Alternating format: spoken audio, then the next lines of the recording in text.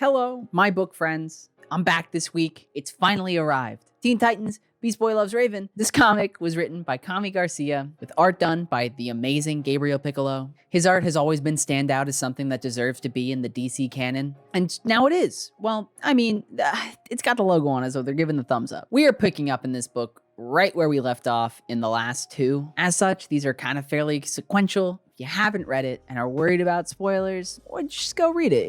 It's a comic. It'll take you like 20-30 minutes. Pause this video, come back. Welcome back. We're gonna get into it now, spoiler territory. If you haven't read the first two comics, I've got a video on those. Let's get into it. Beast Boy and Raven have come to Nashville because of Slade. He's tricking them. He's lying to them to try and build up this team that he's working on. And they run into each other. And Beast Boy's monkey does monkey things. And now they're living in the same hotel room.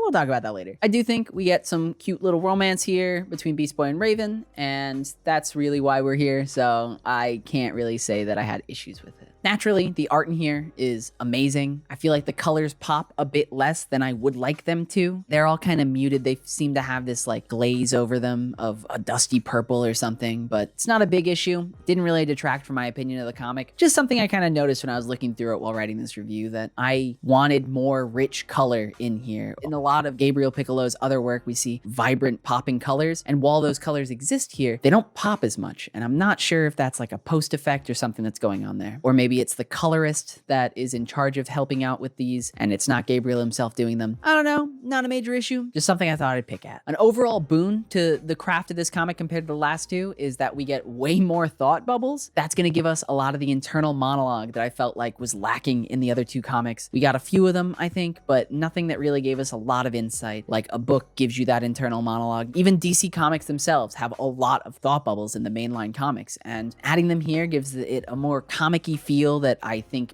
it benefits from, and it's just giving us depth to the characters. It's way more than we would get from just kind of what they're saying and the facial expressions we're seeing. I really appreciate that. This comic, narrative-wise, is definitely kind of split right down the middle. The first half is very much a slice of life romance, and the second half is a superhero comic. I think Garcia pulled off the second half better than she did the first. There are some good aspects to the first half, but it certainly feels like we're just kind of moving through the motions of a romance at hyperspeed at that. This maybe would come off fine if this wasn't the third comic in this series. We are coming with expectations from the other two comics. We know what these characters should be acting like. We know the events that they've lived through, and their actions in this comic don't mirror what we already know and what we should expect. The characters feel a bit more muted here in their personalities. They just went through some hardships. They're not going to be the wisecracking, popping off high schoolers that they just were. But more importantly, Raven doesn't even really seem to remember that she was just betrayed by a love, despite the one frame of this comic that is granted to that backstory. I would imagine we should expect to see way more exploration of this torn emotional conflict that she has with Gar. Should she trust him? Why not? It's not like she hasn't had success in the past with relationships, and he's like a stranger with a monkey, so like that's gotta be totally fun and normal, right? I will cut her some slack on the "I'm not like other girls" quote that I've been seeing get memed a little bit from this comic. It was thankfully a thought bubble, and I don't think it's unlikely that most teenage girls at some point in their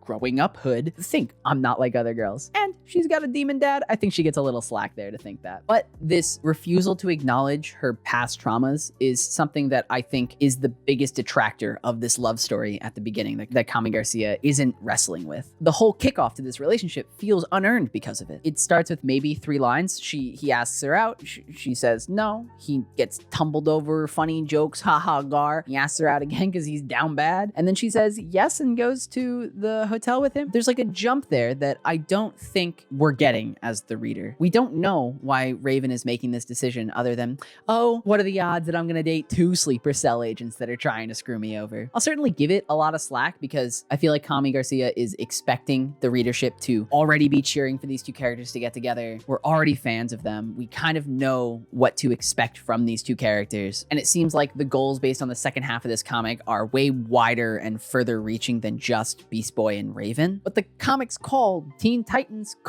Beast Boy Loves Raven. That's like a big letdown to not have that romance be really strong. I think the critical decider for if we're gonna get good characters out of this have to be in the next comic. This comic does a lot of setup, but it doesn't do a lot of fleshing out of some ideas. I mean, by the end of it, we're not even seeing the full romance between them. We're just kind of seeing that early onset, oh, love at first sight kind of thing. So seeing them interact with each other more, seeing how they're going to interact with other members of the team, that's really what's critically going to define these characters in this comic and set them apart from the other iterations of these characters that we've seen in the past. And you know, that next comic should be coming out in a quick, oh my God, 2023? Now, I do have to say that despite the romance letdown here, I still think their little date montage is cute, that these are still characters that I have a prior connection to, and I certainly have my biases because of that. Yeah, of course I'm cheering for them to be together, and the faster that they are, the more I get to see them be cute together, so I can look past the weak initialization of this romance. However, I think that if this relationship stays on the surface level like it kind of is right now, I'm gonna be really underwhelmed. I think that there's a lot of depth and growth that you can see in a teenage relationship. We're just gonna have to hope and wait for Kami Garcia to hopefully bang out some great plots for them. However, we do get saved by Max and Slade in the second half of this comic from the weak writing of the first half with a special guest star, Damian Wayne. Slade kicks it off by hinting at the greater world. He's hunting down Starfire to add to the team. I know that these comics have been titled Teen Titans: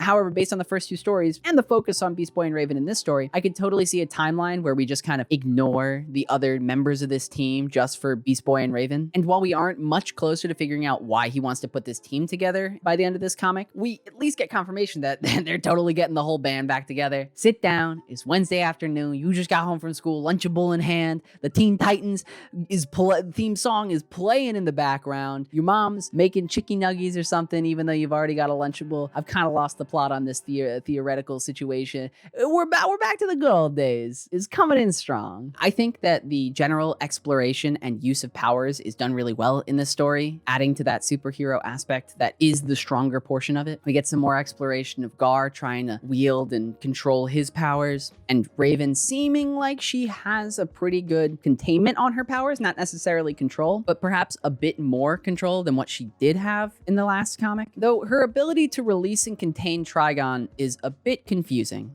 This is a question for later as to if there really is no payment that she has to make to be able to just kind of let him go, do some chaos, and then come back in, or if she is sacrificing something to do that, taking years off her life, doing something. Potentially she's not actually that strong, but she was just so emotionally strong in that moment that she was able to do that, but normally she won't be able to. If this is the case, perfect, great. We've got stakes for this magic. Magic has to be grounded in something for it to feel earned by a character. If she has those stakes, then she's earning ways out of her problems. However, if there aren't stakes for that magic, she's just boringly powerful. She's just like, I can solve all the problems by summoning my dad, and then he'll come, he'll flash a big check, he'll flash his fancy horns, he'll flash a fireball, and he'll leave. And that's not really why we like Raven, is it? She needs to have that struggle with who she wants to be and who she's meant to be. This is a struggle that we explore with Raven, sometimes exclusively through her use of her powers. And for us to lose the stakes in that will immensely weaken her character. In terms of other world building, I think we get like a really cool scene with Damian Wayne and his mom, Talia al Ghul, that kind of showcases magic existing outside of the main superhero realm. We see when he's remembering a time with his mom, and we see that other people can commune with spirits. It's just a small thing, but I think that acknowledging that just because you have powers doesn't mean you're a superhero, doesn't even mean you're anything special. You're just, you know, you're just a member of this clan, this tribe, this town, this family. You're doing your own thing. That exists in this world. But then, still on the spirits thing, we get to see a really cool setup to success promise given to us as the readers in the form of Max trying that grand spirit summoning in the graveyard. And then we're given the weakness that she has. She can't pull him out of the ground. She's not strong enough to like give the spirits the power to interact with the physical world like that. But then she is able to use it later when we remove that kind of hindrance from her and she's in the morgue and she's able to kind of save the day there. I think that's a really cool setup success that they give to Max here that they didn't have to. They could have had Damian Wayne be Damian Wayne and save the day, but he didn't. Max was able to, and that's really cool. Speaking of Damian, I really like him here. I think it was a great idea to age him up a bit, and he's not the 10 to 12-ish year old that he is in the mainline comics. He's still full of himself, he's still a bit edgy, but I think his edge falls more in line with the expectations of the rest of the Robins that we've seen, and he's not like an actual angry little animated gremlin like he is in the mainline comics. It was a bit weird that he mentioned his dad so offhandedly as the rich billionaire. I think Damian freely revealing this information with a assumed backstory that he has, being still being the son of Talia al Ghul. I think giving such information freely is a bit out of character for him, but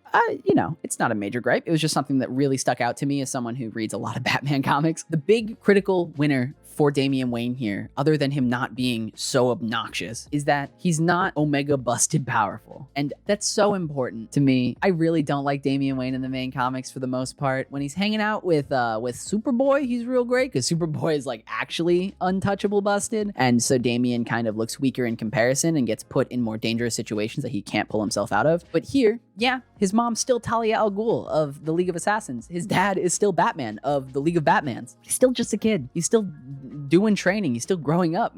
I like that that limitation is not only there, but he's way more aware of it, and he's not so full of himself that he thinks that he can just walk in and solve all the problems. If this was mainline comic Damian, he would have busted into that facility, knocked everyone out, and then like made fun of Max for being garbage the whole time, despite him being like actually stronger than Superman in those moments. But here, he's aware of his limitations. And while he's still snarky, he's actually supportive of Max when she's trying to get her powers to work. And this makes him feel like a real genuine character instead of the kind of flat one-tone character that we get in the mainline comics. I really appreciate that. I think that's a breath of fresh air. I think that's something that they're doing that really strengthens Damian as a character in the Bat family as a whole. Even if this is not necessarily a canon comic, it'll still give an audience something to like about Damian. I do have some questions about the romance between Robin and Starfire. I expect that to happen. I expect that we'll see that later on because we do see Starfire, and the next comic does confirm that Dick Grayson's going to be in there as a Robin, but he's still seemingly a teenager maybe. And so that's really interesting though, because the ages kind of go, you got Damian Wayne at like 10 to 12 in the mainline comics. You've got Tim Drake, who's about to go off to college. And then Jason Todd, who post Crowbar debacle is, I think he's around 19 years old. It seems like here we're probably squeezing out the two middle Robins because they don't really have a lot to add to the Teen Titans world. And then Dick Grayson is being aged down to probably fill the Tim Drake slot. I don't know. I don't really have major issues with it. I just think it's something interesting to think about while we got like 2 years to think about it. I do think that the cover art for Dick Grayson for the next comic looks a bit weird. I don't know. This doesn't look like the same Robin that we see Gabriel Picolo draw in a lot of his fan work. Maybe it's just a weird angle that he's being drawn at here. Something just seems a bit off, and it doesn't look like Dick Grayson, or at least it doesn't have a lot of the aspects that I would expect from him. Either way,